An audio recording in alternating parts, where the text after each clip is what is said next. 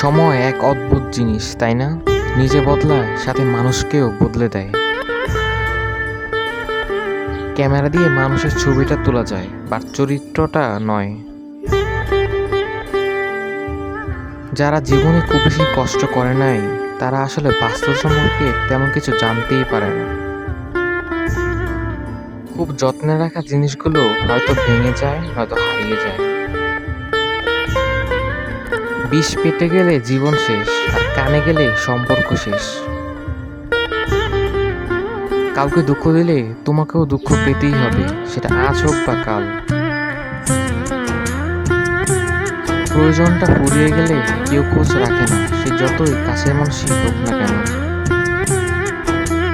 মনে রাখবেন, আপনার কষ্টগুলো একমাত্র আপনিই বুঝবেন, অন্য কেউ বুঝবে না।